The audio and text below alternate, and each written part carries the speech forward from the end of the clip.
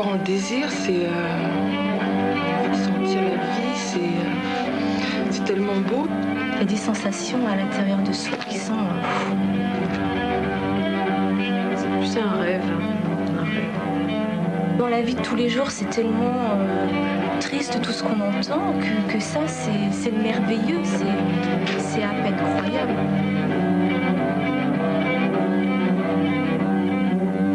Alors là, vous avez un appareil qui sert à surveiller le rythme cardiaque fœtal du bébé ainsi que les contractions de la mère. On a toujours au-dessus l'appareil qui sert à surveiller la tension de la mère parce que la plupart du temps, maintenant, les femmes sont sous péridurale. À côté, vous avez tout le matériel qui sert pour une éventuelle anesthésie générale avec l'oxygène, le ballon qui sert à ventiler les femmes. Tout ce matériel-là, en fait, est réservé aux anesthésistes. À côté, tout le matériel nécessaire à la pose d'une péridurale, à savoir plateau pour installer une péridurale, les gants, tout ce qui leur est nécessaire. Au-dessus, un scope qui sera éventuellement branché sur une patiente s'il y a besoin d'une anesthésie générale. En dessous, le matériel nécessaire pour une intubation immédiate si la femme est endormie. Cette table nous sert quand on installe les femmes pour faire un accouchement. Alors vous avez un pack qui contient en fait des champs stériles qui seront installés sur la table au moment où la femme va accoucher. On le déplie complètement et dessus, on ouvre le paquet dans lequel il y a les pinces qui servent à l'accouchement.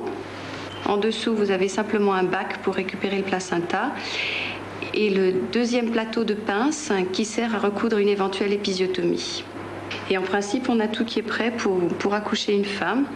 Donc en fait, on n'a pas à sortir de la salle. Une fois qu'une femme est rentrée ici, on doit pouvoir tout faire sur place sans avoir à aller chercher de matériel à l'extérieur. On a tout à portée de main. Et puis sur ce schéma, il y a la naissance. La naissance, c'est un seuil absolument insurmontable pour la loi. Et là, c'est l'inverse. Nous avons eu l'impression que ce seuil de la naissance n'était peut-être pas aussi formel qu'il l'était autrefois. Autrefois, l'enfant naissait, il n'existait pratiquement pas avant d'être né, et puis tout d'un coup, il était là. Maintenant, on le voit in utero, on en parle, on l'explore, on le soigne de temps en temps. Donc il est, pour les médecins qui s'en occupent, très présent. Et la continuité entre l'avant et l'après la naissance est de plus en plus évidente. Et donc la barrière de la naissance de moins en moins claire pour nous. Malheureusement, quand on parle de diagnostic anténatal, la plupart des personnes, surtout pas très habituées, pensent à l'interruption de la grossesse. Alors je voulais vous rappeler un chiffre tout de même. J'ai repris les 910 dossiers de médecine fœtale que nous avons discutés en 3 ans. 910 grossesses représentaient 988 enfants, parce qu'il y avait des grossesses multiples. Eh bien, nous avons décidé une interruption de grossesse dans 24% des cas. Donc ça n'est pas la panacée, loin de là. Décider. Faut-il demander à cette future loi que les renseignements relatifs à l'enfant à naître soient soumis au secret professionnel? Alors moi, j'ai interrogé beaucoup de gens de loi. Les avis sont très partagés. Il y a des réactions. C'est-à-dire que dans certains cas, qui sont rares, mais qui ne doivent pas être mis de côté, gommés, je crois que c'est notre devoir de protéger l'enfant à naître contre... Mais pourquoi tout de suite péjoratif? Mais c'est pas une prétention. La loi sur l'information médicale, elle est extrêmement nuancée. Nous devons une information sincère, intelligible et loyale et donnée dans le but que le patient prenne les dispositions que le médecin estime s'imposer. Les mots sont peut-être pas toutes, mais c'est ça, c'est tout ce que nous devons.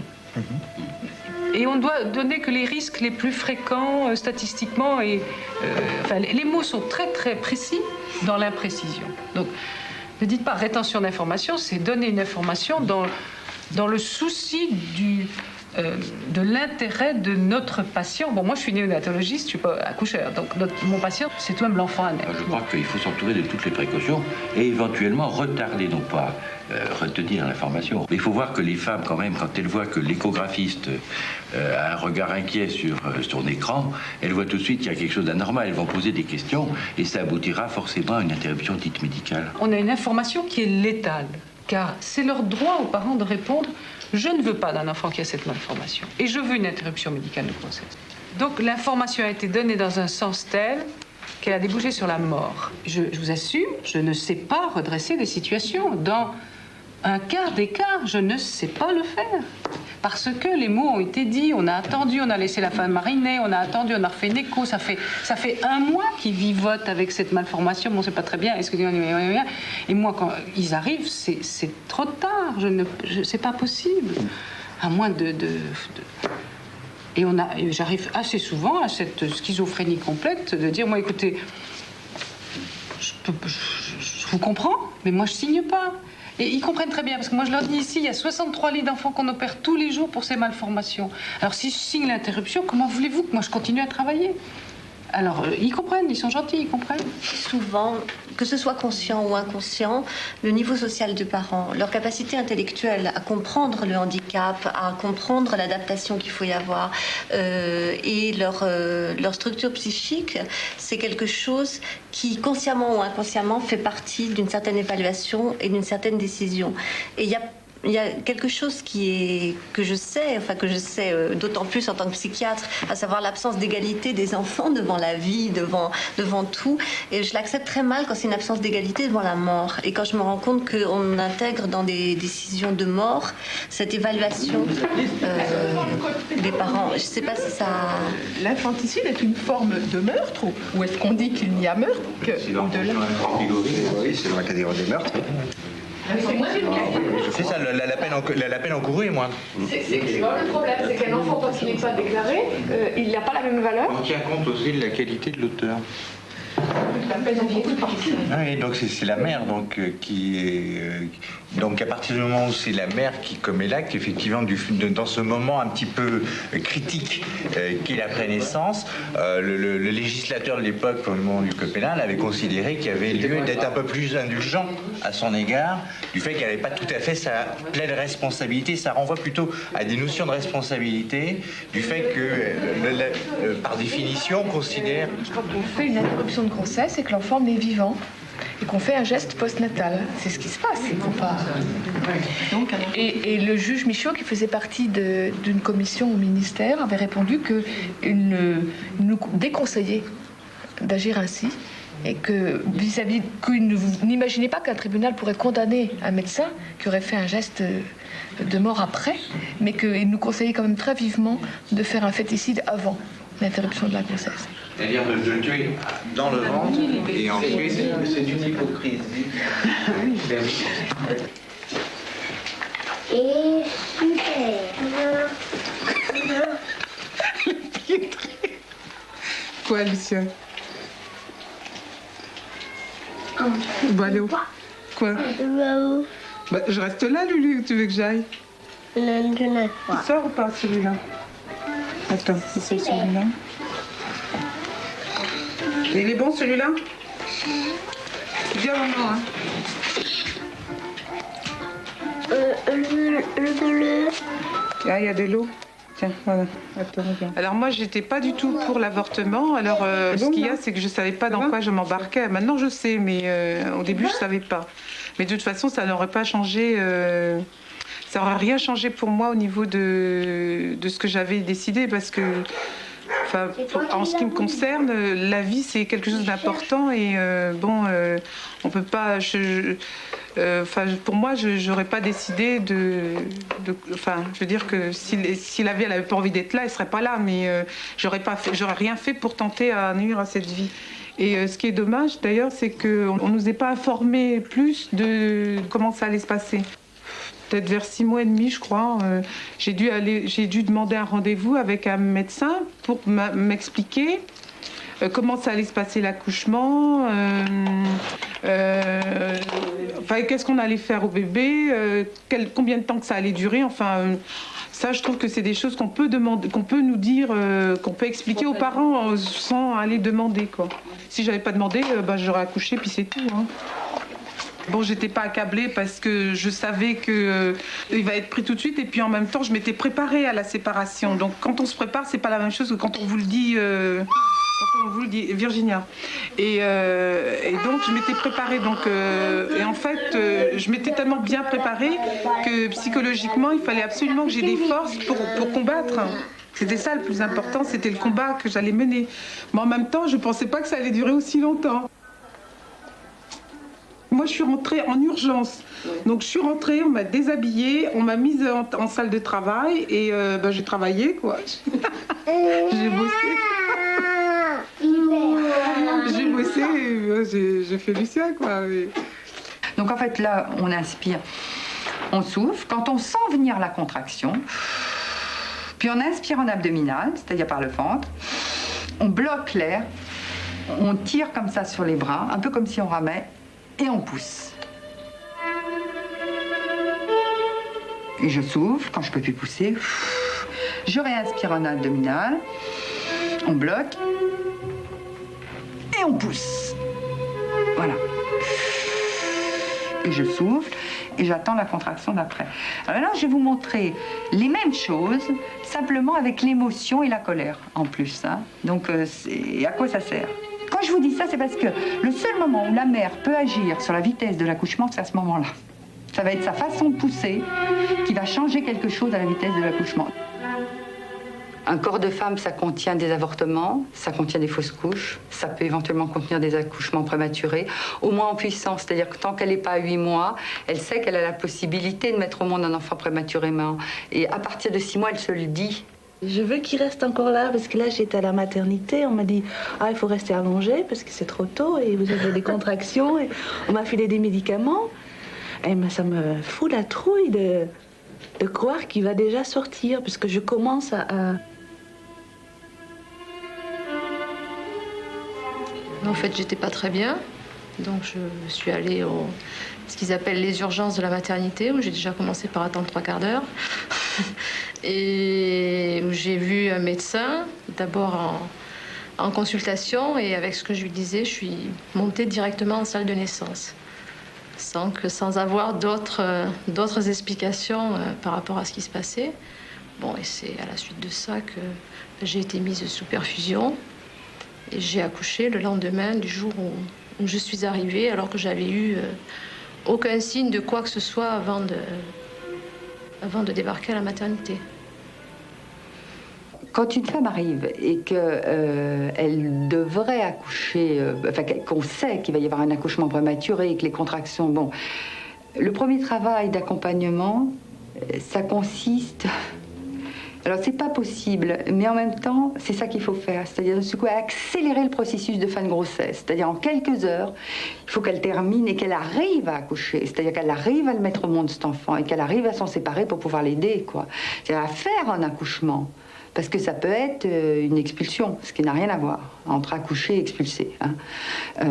Donc moi, mon boulot de sage-femme, c'est que cette femme arrive à mettre au monde un enfant prématuré, hein, avec toutes les déceptions, avec toutes les déchirements, avec toutes les incertitudes, avec toutes les culpabilités que cela comporte, quoi. Donc, tout mon boulot, dès le début des contractions, c'est de la faire respirer. Alors là, je la lâche pas. Je peux lâcher les femmes à terme. Mais les femmes qui font une menace d'accouchement prématuré, eh bien, je sais que toutes les 2-3 contractions, elles disent « Mais qu'est-ce qui va sortir? Mais ça va être horrible, etc. » Donc, je les aide. Justement, je suis pas si sûre que ça qu'il faille faire des anesthésies pour ces femmes-là, quoi. Parce que le travail d'accompagnement et d'accouchement, quand elles ressentent les choses, ça leur permet de mieux accompagner, elles, le bébé qui vient d'arriver.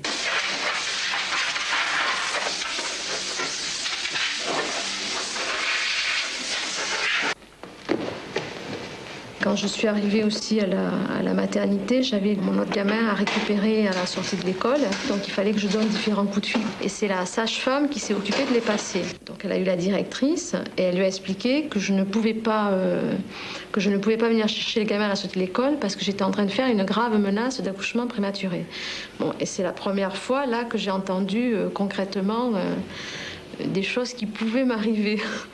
Parce que jusque-là, aucun mot n'avait été prononcé. Et, hormis le fait qu'on m'avait mis sous perf en me disant que les contractions allaient s'arrêter, j'avais pas d'autres J'avais pas eu de mots mis sur les choses. Ce qui est encore plus dur, ce qui rajoute à la dureté de l'accouchement prématuré, c'est que pratiquement la plupart du temps, le diagnostic a été fait et on a empêché avec des médicaments de faire cet accouchement prématuré. Et en même temps, on a conditionné les femmes à se fermer pour garder la grossesse. Hein. Donc il y a tout ce truc-là et bien sûr, on leur fait, quelque part, on leur imprime dans la tête, tu accoucheras pas, tu accoucheras pas, tu accoucheras pas, parce que c'est ça qu'il nous faut sur le plan psychologique pour qu'elles accouchent pas. C'est les mettre dans les meilleures conditions possibles pour qu'elles accouchent pas. Alors celles d'un seul coup qui accouchent malgré ça, c'est-à-dire à un moment donné, à 3-4 cm, on sait qu'on va pas aller, on va pas arriver à maintenir une grossesse et que donc elle s'est partie dans l'accouchement prématuré. Et qu'en plus on a peu de temps parce que la dilatation est déjà largement démarrée. Donc on a peu de temps pour concentrer ça. Et on est dans un désespoir qui est immense, quoi. Et avec une présence de la mort, il y a la mort à gérer en face. Et puis il y a aussi notre incompétence, puisqu'on n'est pas arrivé à arrêter cet accouchement prématuré. Donc il y a aussi toute l'incompétence du médical, du médicament, du chimique.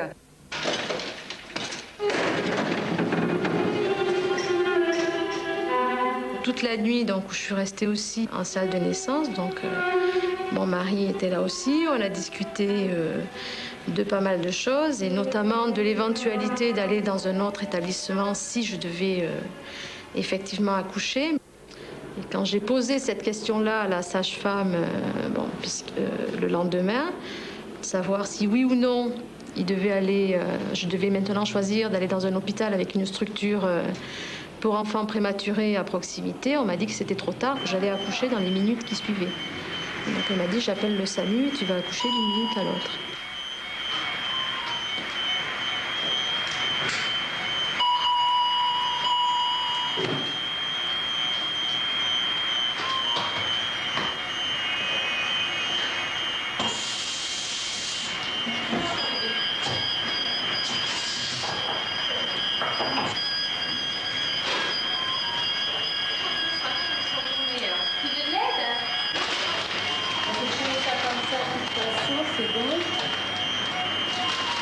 Voilà, c'est prêt.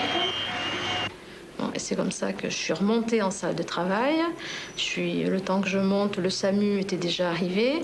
Et j'ai vu débouler donc en salle de travail, pas des dizaines, mais pas loin, de personnes, chacune se présentant. Alors j'ai dit, bonjour, je suis le médecin pédiatre du SAMU, bonjour, je suis la puéricultrice, bonjour, je suis la sage-femme, bonjour, je suis le médecin de garde, bonjour, je suis l'interne de garde.